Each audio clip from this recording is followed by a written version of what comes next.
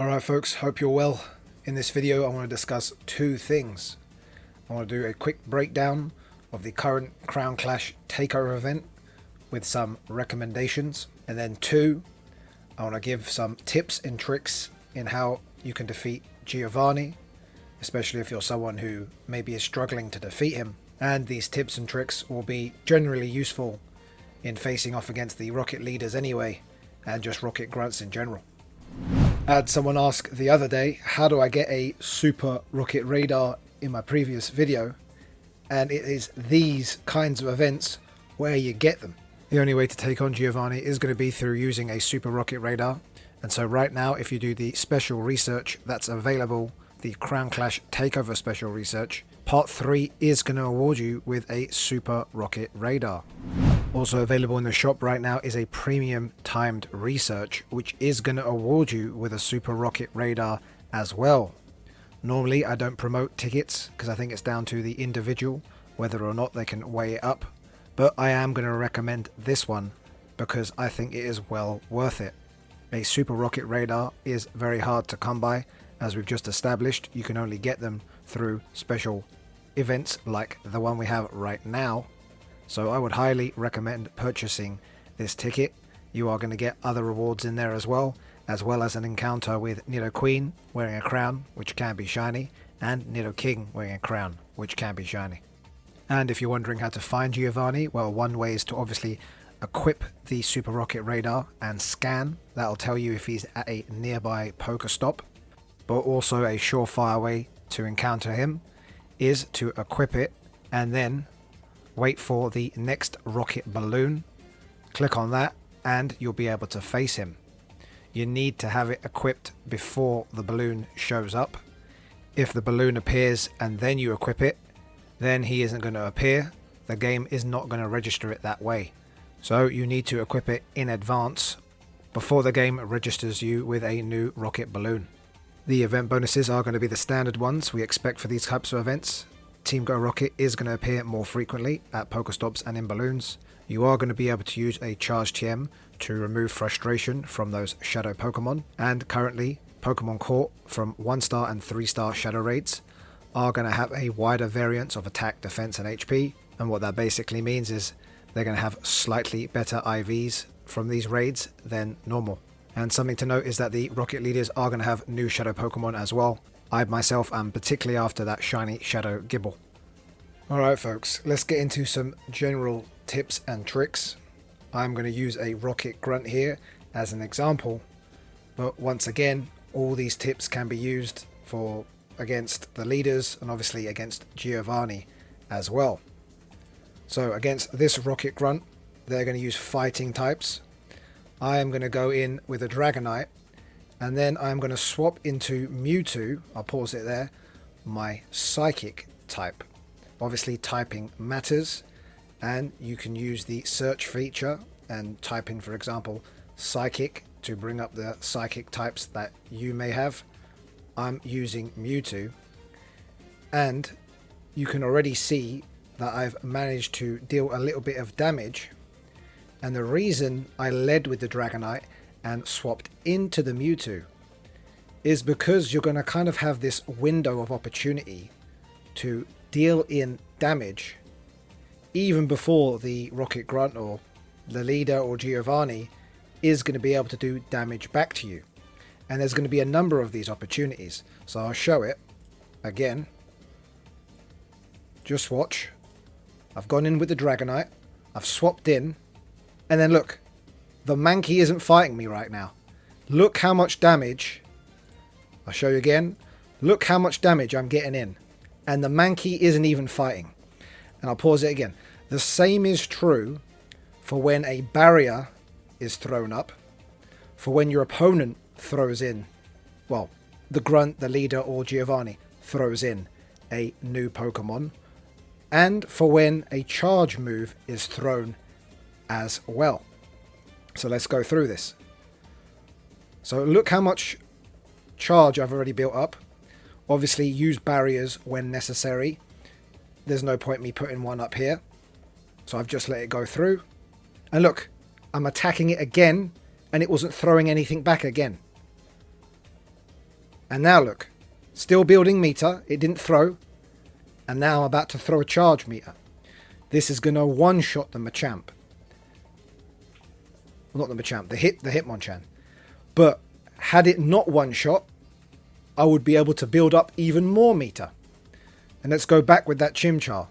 When that Chimchar was thrown out, it's not attacking me yet. I'm building charge, and then I'm throwing the charge again.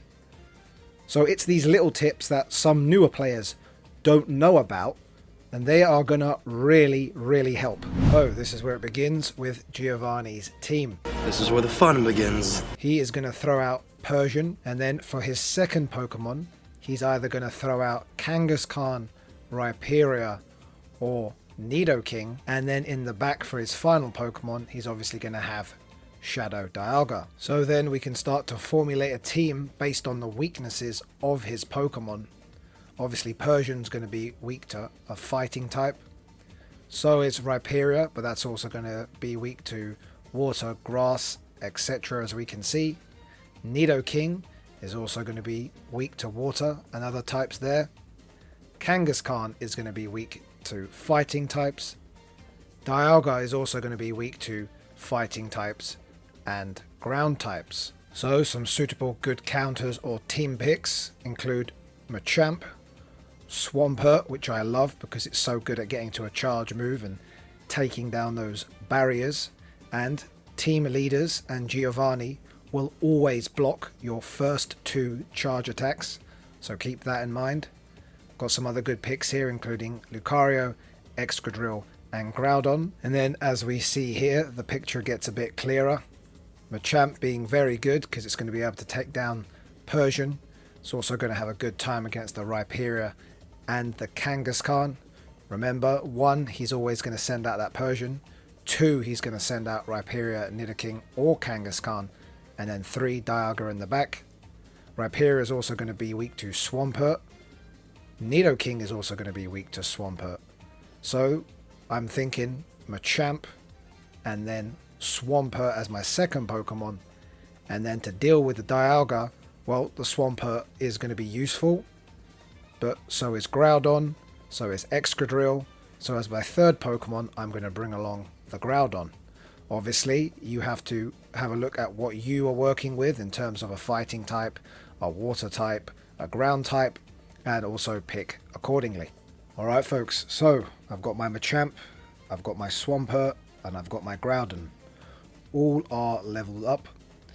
Obviously, when it comes to your Pokemon, hopefully you've done the same, or you're just going to have to use Pokemon with the right typing, of course, which are also powered up. Obviously, half this game is powering up Pokemon so that you can fight other Pokemon, do raids, etc. So let's see how we do here. I've also got my Swampert as my buddy, so I get a little bit of a CP boost there as well. So I'm going to try and get to my first charge attack with the Machamp. I suspect I will take quite a bit of damage here anyway, tapping away as fast as possible, get to that charge attack. Obviously there's no point doing this mini game because I know that he's going to block the first 2 charge attacks anyway.